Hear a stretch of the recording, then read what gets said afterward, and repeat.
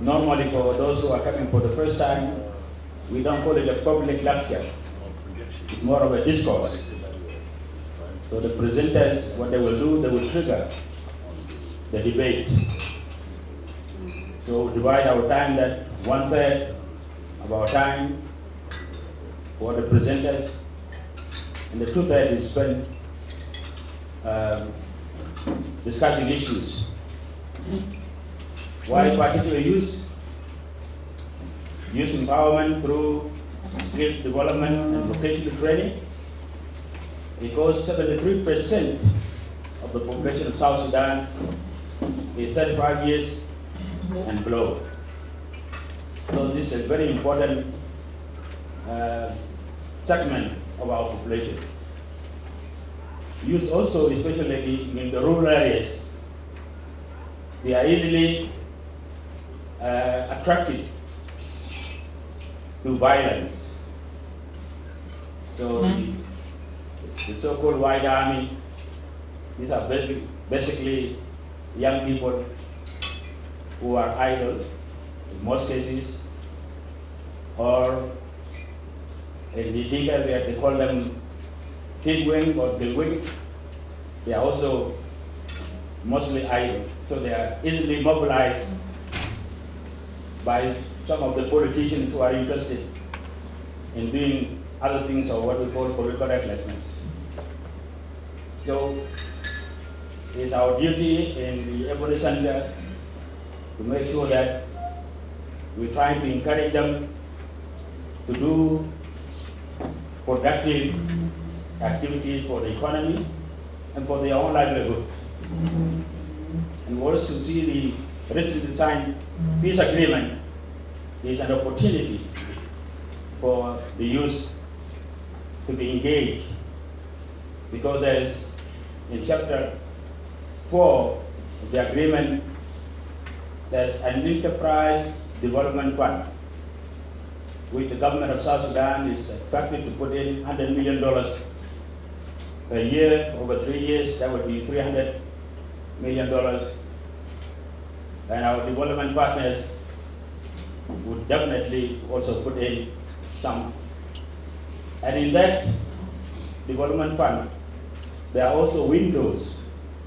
So they talk about youth empowerment or youth enterprise development fund, women enterprise development fund, farmers enterprise development fund. So we're glad to have Dr. John Guy, who is the Minister of Education, Science and Technology. This is a subject near to his heart, so we felt that he should be the one to lead this particular presentation. But what we are going to talk about really is based on the request of the Ebony Center on the youth empowerment in terms of skills, development and vocational training. The Minister of Education in South Sudan deals with 4 different areas. We are Minister of General Education. We deal with primary up to senior secondary schools. We also deal with technical and vocational training education. We also deal with science and technology. And we also deal with higher education. And so it is, in other countries, there are 4 ministries separate. What we decided to do is to approach it differently. The first finding we found is that in South Sudan, we have a lot of documents that were produced. But those documents were not, in many ways, they were not implementable in all aspects. And so we then said, okay, let's put our priorities right. But for the purposes of this, let me say that I'm going to handle this in 3 levels. First of all, we would like to know exactly for the period of the past 60 years when Sudan became independent, how was human resource South Sudan produced, and what were their categories from a historical perspective? Secondly, the period between 2005 to 2011, and then we take it from 2011 when we introduce what we call new transformation agenda, which informs everything from higher education, technical education, science and technology knowledge. So this is how I'm going to produce it, going to deal with it. So I would suggest we go in that order. Like any country, of course, in the world, if you want to educate people, you must pay for it. So for us, to improve lives of our people, we must know that education is very expensive. Short of that, you can't do much. The numbers of those who will have no access to education will remain very big. Secondly, it is, as South Sudanese, our expectation that to change our society to a productive and one, we believe that education can be, if not the only tool that can change society. But a society must be a productive one. A society must be creative, and it must be active and innovative. And these 4 words, we show them deliberately. Because if you are not productive, and you have 70% of your population young people, you are in a problem. If you are not creative, you cannot make your society productive. But also, you have to transform science into technology. But to improve it, you must be innovative. Because the world already produced the science and technology. So our work in South Sudan is actually to be innovative, because they already produce it. So you don't need to reinvent the wheel. To be active means, if you are a young person, you cannot rely on other people. You know, part of our culture is that if you are a young person, you study from primary up to university in the house of somebody. And that person will give you clothes, will give you everything. And by the time when you finish, you don't get a job, you blame it on that person. So it means you must be active. But then, for us to do that, we need to embark into, and we have already done that, into transforming both the general education system and the higher education system. Because we are not an island, and the people who are around us were there for a while. So if you see Kenyan, Ugandan, Ethiopians around, they are not coming here because to take our jobs, but they see opportunities here, and so we need to be linked to them economically, culturally, and even geopolitically, in the sense that the planning of their country must fit with ours. But also we are citizens of the world, so it's very important. But then let me just stop for a while to talk to you about what is it that was there? What is it that we inherited? I don't want to go back too much, but just the period between 1972 to 2011. What we know, the fact that we know that the period between, say, 69, 68, the number of South Sudanese who had access to university has increased. And that increase meant that we would have, by 1973, opportunity to run our own government. But that government definitely needed a human resource. And then when people were eventually employed, then the need came for them to be trained more. And that's where the idea of university people came up. I think it was later on 1977 when that happened. And it was meant to train the personnel of the government, of course, for others to pursue their education. But in 83 to 2011, the situation became different because now we were divided into different structures as a country. Some were under control of the government, and some were under control of the SPLM. And also a lot of systems were changed, education itself. So you have Arabic introduced in the north, and in those areas controlled by the SPLM, of course, the West was different. But also, even because the bulk of South Sudan were inside Sudan, we were about 500,000 of us, all of us who were in refugee camp, wherever we were. But by and large, it was clear that the students who went to universities inside the country, politics became the priority of them, and it was difficult for you if you are not affiliated politically. And therefore, the numbers of the schools reduced tremendously because inside South Sudan, the SPLM was eating across, circulating the rest of the. And of course, with the decrease in number of schools, definitely the numbers changed drastically. Numbers of students going to school, and of course, those who were in South Sudan who really wanted to go to school had to flee to Khartoum and to other northern Sudanese cities. But bulk of them joined the displaced camp. Those who went to refugee camps in the neighboring countries definitely got their education through the camps. And you know, in the camps, the refugees themselves who are teaching, and then the quality of education definitely was not right.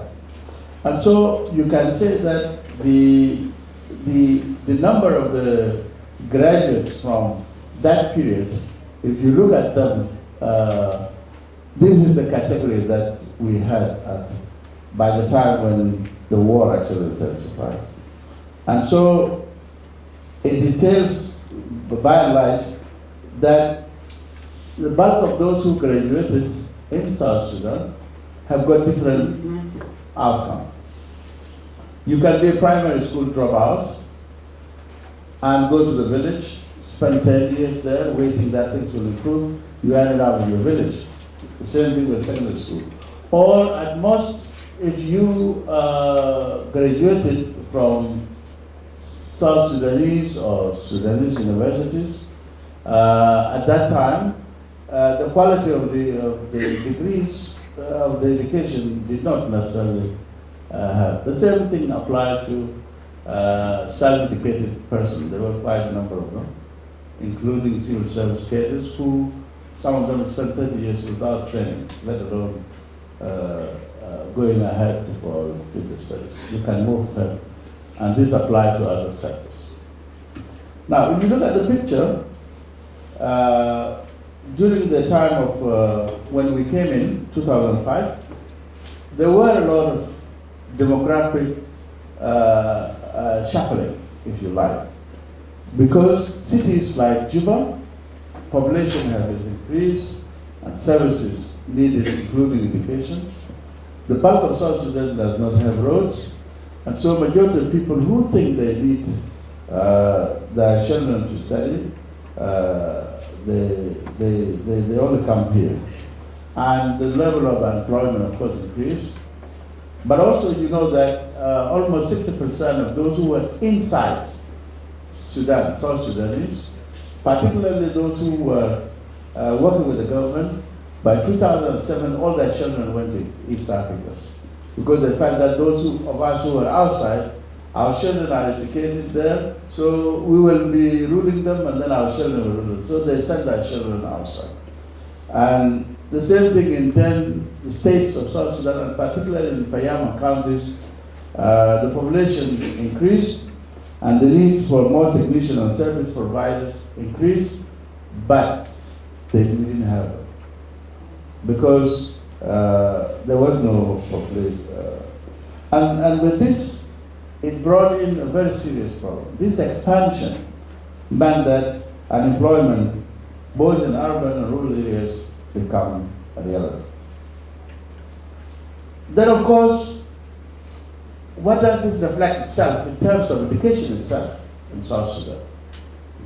There was an improvement in terms of access, because the number from 400,000 in 2005 when we came, it pushed to 1.4 by 2011 when we got independent.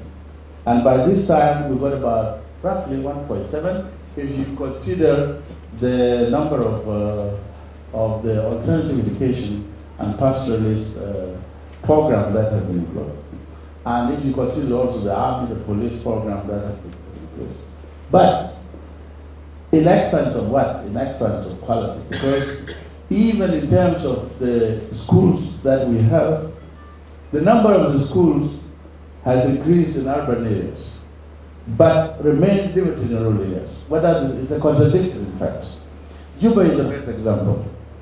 The traditional Juba, it is the inner city, including, these are extensions, this place where we are.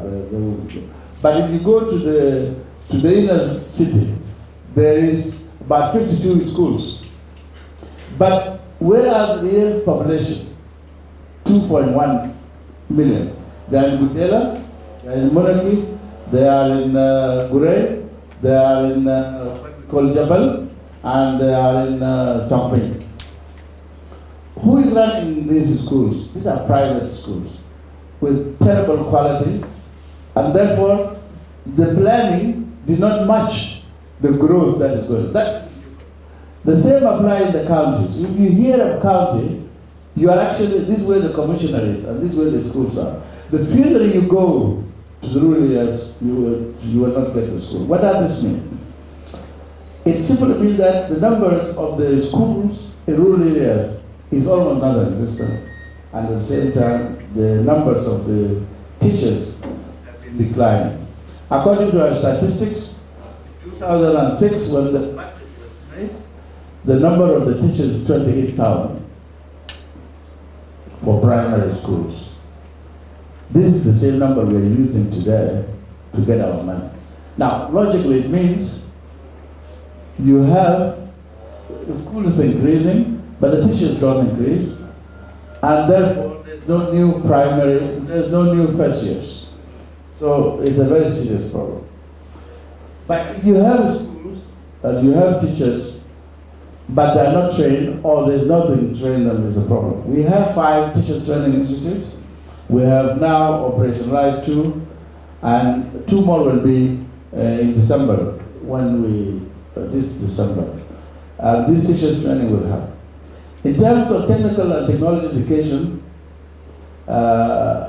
we have in the whole country, according to the statistics that UNESCO helped us to gather, we have 100 vocational training centers. Now, I want you to be clear. When you say vocational training centers, there is a difference between these and the academic one. These are like someone who wants to do secretarial work or something like that. It's done by private institutions. But as government, our TVET schools, we have 5 functions: agricultural, technical. We have 1 agriculture, 2 agriculture, 2 technical, and 1 commercial. These are the ones working in, and mostly in Wau and in Juba and in Yale. Meaning the rest of the country, you practically don't have. Now, in terms of higher education in South Sudan, when Juba University moved to the north, it was only 1 university. When it came back, 20 years later, it came back with about 8 other universities. And anyway, what happened is that 4 of them later on was transformed into technical colleges. Meaning that in terms of the capacity, 80% of the lecturers were North Sudanese, so they remained there, and Bahar Azar and Beg University of Upper Nile and Juba came back with deficit of 80% of the lecturers. And therefore, the technical colleges became the, let me put it, they became the victim. So you cannot produce skilled people. But in social sciences, the numbers were much better. And that explained the situation. Now, these universities, when they came back in 2010 and 2011, has got a lot of problems in terms of poor infrastructure, the overcrowding of students, lack of teaching staff, space, and anyway, it is difficult to say they can function properly to produce what we have. So, can move. So what did we do? We said, okay, now these are the findings we got when we came to the ministry. This is the situation in South Sudan. You don't have proper technical education that would allow a student. So, if you are a graduate of history or a graduate of mathematics and you don't have a job, if there were technical schools around, you would go for 2 years and do that in order to cover your job and keep your history aside. This we don't have. This explains why in Uganda alone now we have 8,000 students who are studying different fields. Trust me, when they come, because the market and what they study are not together. The National University, 5 of them, need to plan in conjunction with who is doing what where across the world, so that you don't produce surplus of more unemployed people.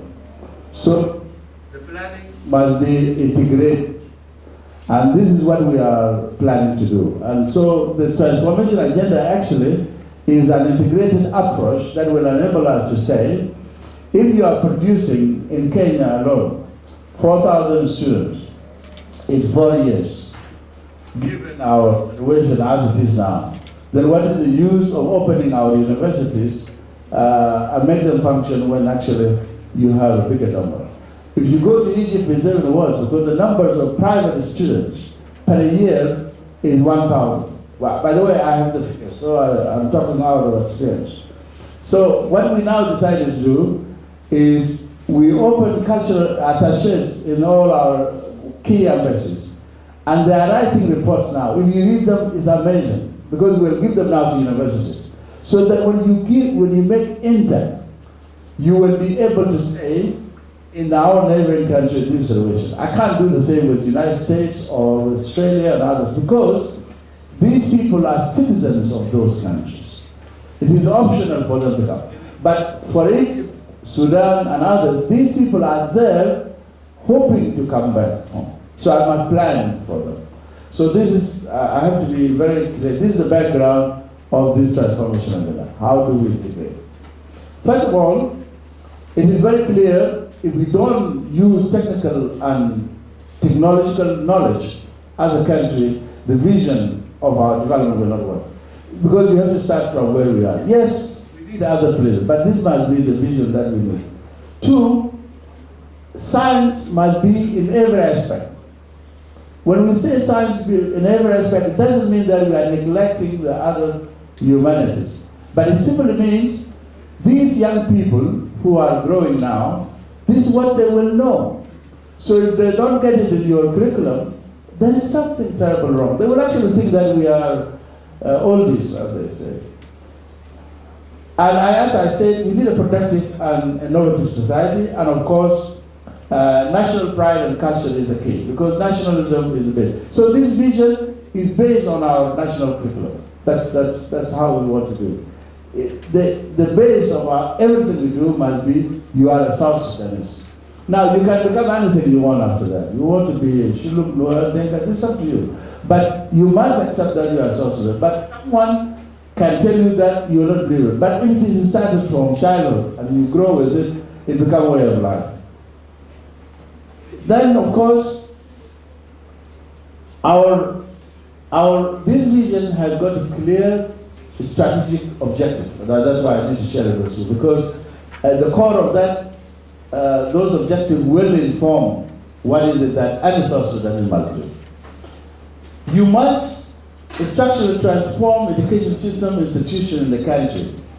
And here this means universities, schools, and so on. We have started with that actually already. So we are not thinking about it. So from primary, secondary level, what we have done now, we unified the education system in South Sudan in terms of structure. Before that, schools, it's a very serious problem. Anyway, now we need harmonized policies, laws, structures, and the framework at national, states, and county level. Now it's very easy for you, if you see our new structure with the cabinet passed, it's very easy for you to know who is responsible for who. Before, even for us to talk to the state ministry, it's a problem. Even for us to meet with them, because they think we have nothing to do with them. The county think that they have nothing to do with the state, and so on. So you can have 500 states if you want, but this policy will apply across. So we don't have, now we have a unified education system. Whatever you do with the state structure, it doesn't affect it. But of course, all this must be crowned by national curriculum from social sciences to science and technology focus. I use the word focus. This is what we all agree on. So that while we appreciate the social sciences, but our focus must be there. But then we need to harmonize the subject disciplines of primary and secondary school to those of higher education for continuity. Let me put it this way. We have in our system technical schools. So you go to technical school, fine. But when you finish from technical school, where do you go? You go to technical colleges. And then you can have a diploma there as an exit point. And then you can also decide to go straight to university. Doesn't matter. So there must be a link, and our curriculum gave us that opportunity to do that way. Now, that system at the level of the primary and so will not be enough if the universities don't revise their curriculum. And that's why when we appointed new vice chancellors, the task we told them, guys, the current curriculum that you have is either 10 or 15 years old for the new university or 40 years old for University of Juba. Go and revise it and make it compatible with the reality of the new world. So you must do that. Of course, our best educational, our higher authority is National Council for Higher Education. It's the body that makes our policies. I'm very glad to say that the new structure has been approved for the higher education, but most importantly, it is the body that helps us frame policies. And now they are more focused than before, and that means they will now supervise the restructuring of the technical colleges or polytechnics and the universities. Now let me talk a little bit about the technical education policy framework. I would like to mention this, that we are now discussing with our colleagues from Ministry of Agriculture, Public Service and Youth to harmonize and unify our TVET policy. Because you see, there is always a mix-up in most countries. Agricultural schools and vocational sectors for public service and for youth, they train people, give them the skills using our curriculum, using our technical and vocational training curriculum and policy. So we say, let us sit together now and unify our, this is the draft policy that we have almost finished. We are sharing it with them so that the country come up with one unified national technical and vocational education and training policy. This is what I just want to mention here. So I'm not going to go into detail of this, but all I want to say, in terms of youth empowerment through skills and vocational development, we can achieve it through technical education that aims to produce marketable technicians and TVET policies that aim at preparing the youth through effective systems. And some of the systems that we need first to have as a country, occupational standards. You cannot just do it like right now. If you go to around Juba, you find schools who are doing this. They train people. A lady or a gentleman want to be a secretary, they train you and so on. Without accreditation from us, that person can't be said to be training qualified people. So we must streamline that. Of course, it means that we have occupational assessment and certification, outcome-based approach. In other words, you train people who, when they go, they actually get the job.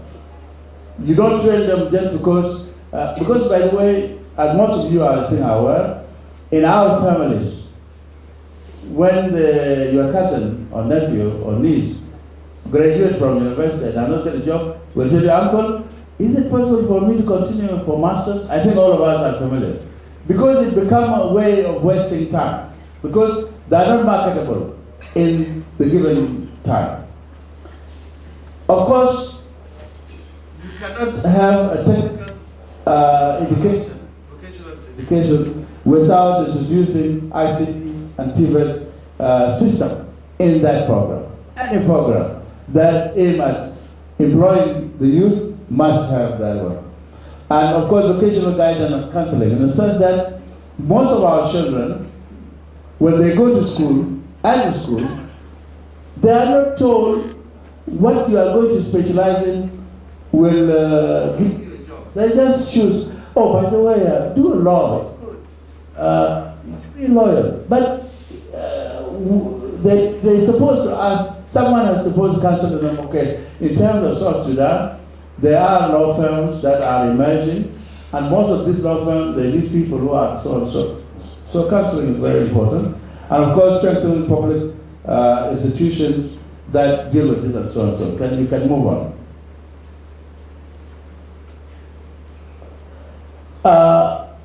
We definitely have realized, and this is a fact, that while the technical education is a national priority, we are also aware that it needs to be put into practice. You don't just talk for the sake of talking. And this is informed, by the way, by the fact that the level of unemployment in the country has affected the youth population in many ways.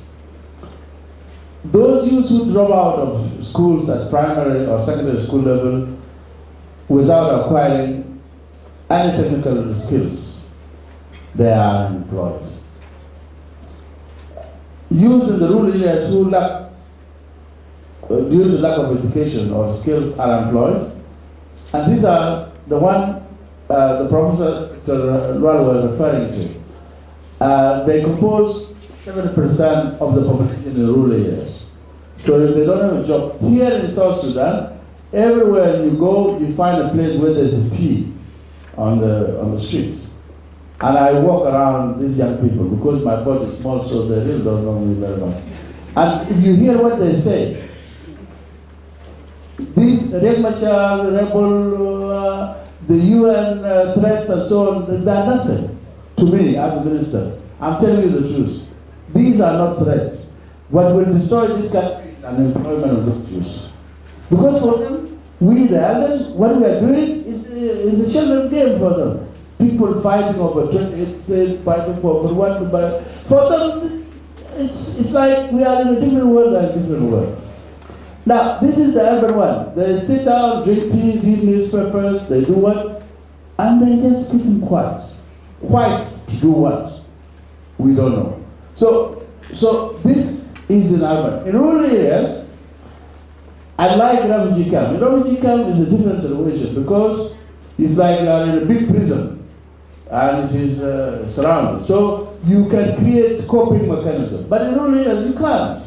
You go around, steal the cow of another person, you make agreement with the use of the other area, you go and sell it to them and so on. So something must be done about them. So the lack of employment, the lack of technical education and adult education, literacy. We have a literacy policy, by the way, a good one. But to implement the literacy policy or any policy education, it has to be informed by two important things. And I want you to listen to it carefully. A system, I think a system in a country is a unified system. You cannot say that you are doing very well in education and you are doing very bad in other departments. It doesn't work. Unless you unify the system and is respected by all, it will be difficult for us as a country to have any meaningful transformation. That's the point I want to say. So, even if we have a good policy of literacy campaign to make sure that all our SPLA soldiers who are everywhere in South Sudan, who can read and write, we pay them, they can actually change this country within 6 months. Simple like that. SPLA soldiers, wherever they are, because the only people who you find everywhere with police. You tell them this money, I want you, everybody must read and write in English. They will do it for you. But for this to happen, you have to have a spirit of duty. And this can be only implemented by Minister of Health, Minister of Education, Transport, Defense. All the government must work as a one unit so that the policies go on. So even if we have the tools to use to give the youth in the rural areas to read and write and then give them vocational training, we can't do that because there's no coherency and unification of our national policy. This is what we found out. But of course, another area which I think is very critical is the need to identify employment opportunities in emerging industries such as mining, petroleum sector. Now, you see in South Sudan, something very interesting is going on, and we have discovered this in education. The number of the industries that are emerging in South Sudan are so big, but nobody seems to know about it, and nobody even wants to know about it. If you go outside Juba, you will get a very big steel company. You will get a lot of companies producing things. For whom? The services sector in this country is the biggest sector. We have over 32 banks.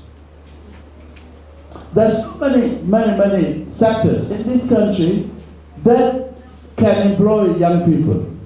But how do they employ young people if they don't have skills? Or if you don't actually identify their skills? That's why you get so many non-South Sudanese are brought by those companies to do the work because they trust them more than that. But the trust, it is us to put it on those young people. We have, as I said, in order to give opportunity for those who finish from secondary school to go for technical diploma and so on, we identified, that's right. We have transformed 3, what was it called, project universities into 4 technical schools. The Northern Bahagazal for Animal Sciences, Western Equatoria College for Engineering, Leach Technical College for Petroleum, and Eastern Equatorial Technical College for Agriculture and Forestry. The idea is that most of the areas of industry that our country is going to need for the skills development and vocational training are grouped in this form. So that if you go to university, you want to do engineering, you can do engineering part. But in short of that, unless you have to have an exit point to go to, from the technical school, you can go straight to this, or from purely academic science students can go there to that. But this one, for it to become a real, is very expensive. So the country must spend on this more than spend on other sectors. Because if you do that, the biggest number of South Sudanese, and we put from 2015 to 2025, meaning 10 years, you can actually achieve this. Simple like that. If you really want to invest on this, you can actually do that. And some of these schools, by the way, will have sections like mechanic and so on that you don't need to be really right to join. So these are exit routes from our perspective. And in technical schools, when you go to technical school, you can move ahead. When you move from a technical school to those colleges, these are some of the subjects you can actually study in a technical school now, as we are now in South Sudan. The 5 technical schools, this is what they teach. But when you move, you will know where to go if you are doing agriculture. You will know what you do if you are doing engineering, and so on and so on. You can go to the next one. In terms of the commercial, you can know easily where to go. So the identification of the technical school with the technical colleges and then university must be in smooth. But for you to do that, you need to spend money on it. By the way, when I say money, I really mean money. I don't mean I go to Minister of Finance and this technical school needs 10 million South Sudan francs, and then you will tell me, I only have 2. It has to be a planned thing. This is the point I wanted to say. I'm almost done.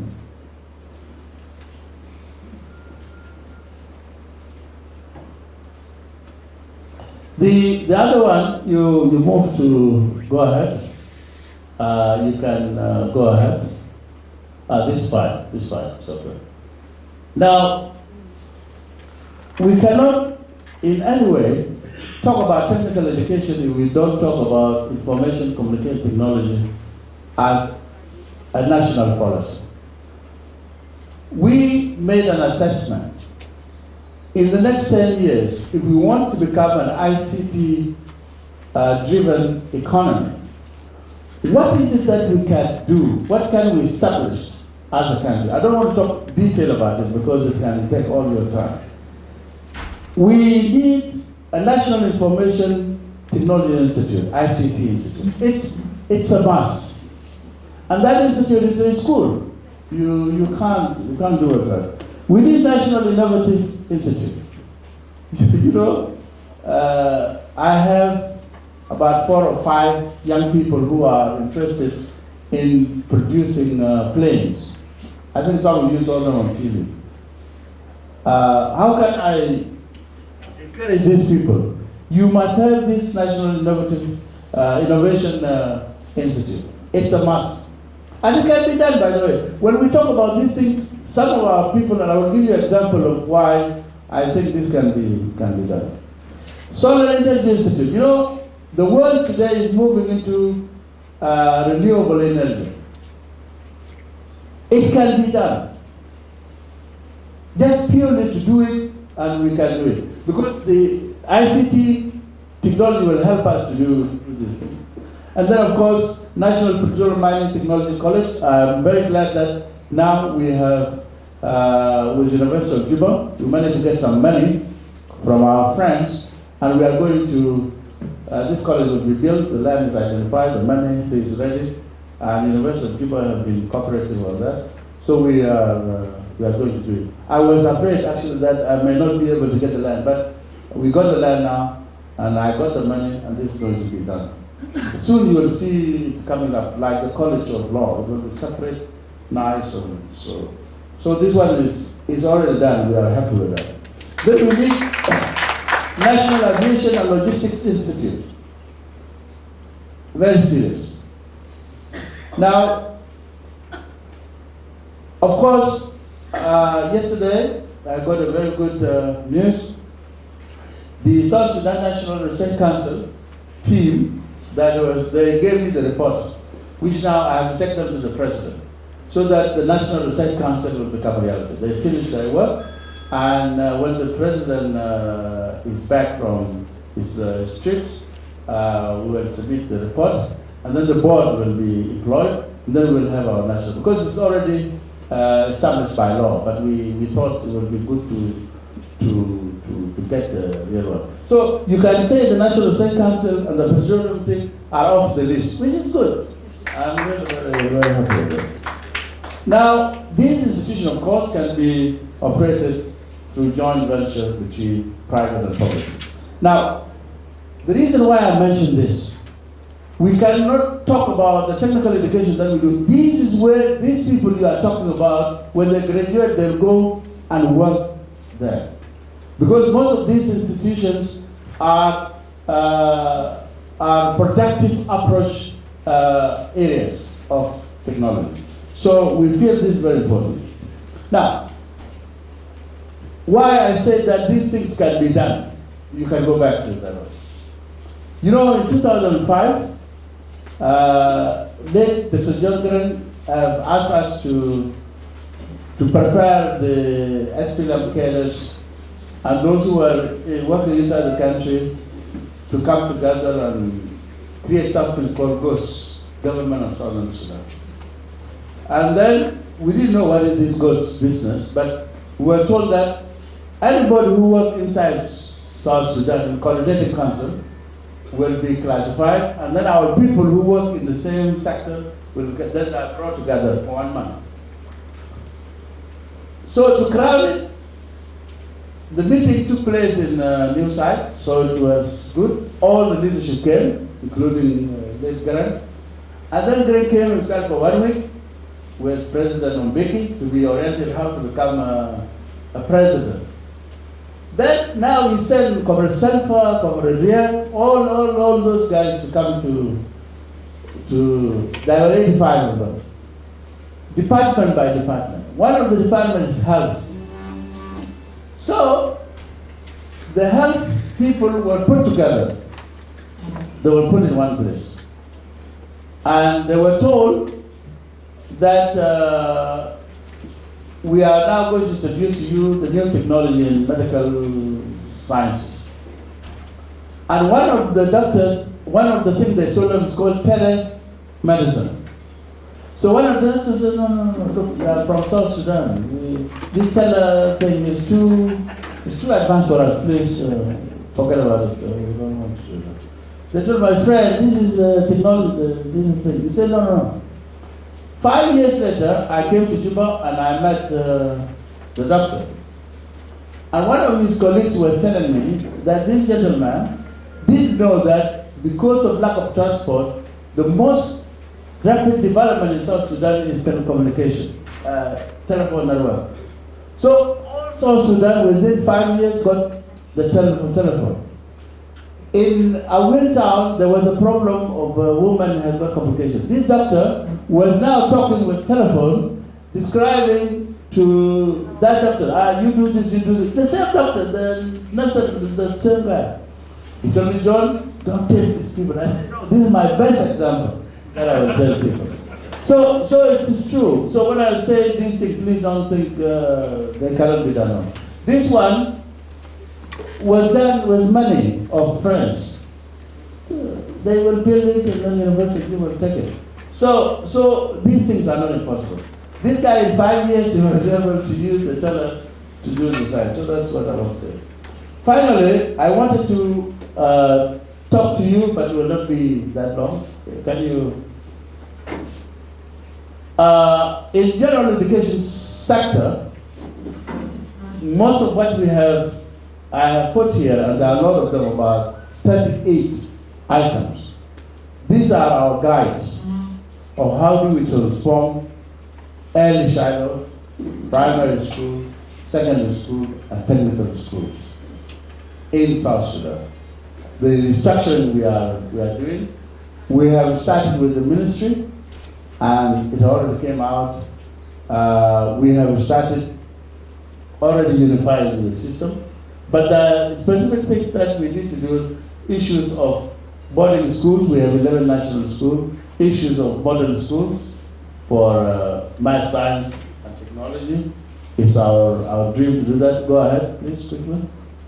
And of course, we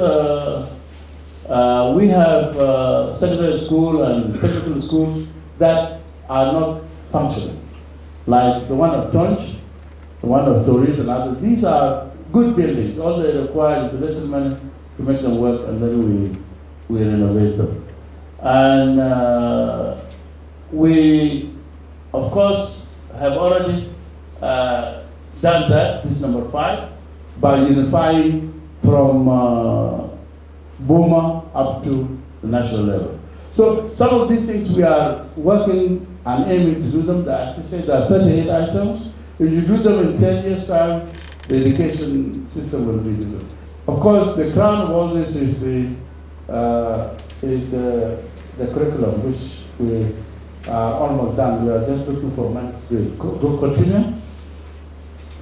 The same in higher education, we already said what we are trying to do. Go ahead. Exactly. Now, the private education policy, I'm bringing this for a very simple reason. You know, there is a lot of talk, most of our children are in Uganda and so and so. So what we thought we should do was to have 10 schools, capacity of 1,000 to 2,000 students, from early childhood to primary school in all 10 states. That dream would have come true if December 16 did not happen, because we already talked to the private investors. They were so enthusiastic because the governors were willing to give. They give them huge land and they build the school and the children just go. Of course, it's an investment, so they don't need anything from us. And we gave them exemption for 5 years to bring their materials and so on. The same thing, we were thinking that by 2020, we should have 22 private boarding schools across the country. And at the education level, of course, we now have the problem of capacity, because our universities cannot take more because of the physical infrastructure. But we have deliberately made it a point that we are not going to open many private universities for the sake of doing that. We will start by and large with 2 colleges in most of these universities, so that we just to make sure that they grow natural growth. Yesterday, the cabinet approved the Alexandria University branch in Tonj. Of course, we are using the factory there. It will start with about 200 students, and then every year increase so I hope that in 2-3 years' time we'll be able to have over 1,000 students. It's just like it's a public university, Egyptian university. It will charge fees to students, but all the admission and everything is done by us as a Minister of Higher Education. So what do you make of all this? I've just said so many things. Some of them don't necessarily make sense to you, but what I want to say is, if you want to create a national policy for skills development, when we say skills development, it means both academic and technical. And you want to train people to achieve institution, you must have a full understanding of what happened in South Sudan, and what is happening now, and what is it that you want to do in the future. And from our perspective, it can be done. What it requires is for the people who have all these children in their houses to begin actually to protest to the government. Those of us who are hosting all these jobless people, you begin to talk to the government, man, do something. These people, because the center I have is too small for them to be. So when it becomes our national problem, it is a serious problem. And my final word to you is this. If you are given the responsibility to become Minister of Education, you are in trouble. I was telling my chairman here, I said, it's a job I will not take if I'm offered again. For very simple reason. It's the only field in the whole country where every family is your client. Where every child, by the way, when I drive now, my drivers, when a child pass by, I have to wait, and the guy is behind me, because it gives you a serious responsibility. It means every South Sudanese, wherever he is, I am responsible for, up to the university level, sometimes up to PhD level in the student. That's the meaning of it. So for us in the ministry, we understand exactly when we say there's a problem, there is a serious problem. So imagine yourself staying with people from age of 3, because our curriculum now from 3, everybody who is 3 years old in South Sudan now must go to school. That's the level of responsibility we have. So it's not a joke. When you are so I came as an ambassador with black hair. Now you can see it is difficult. Thank you very much.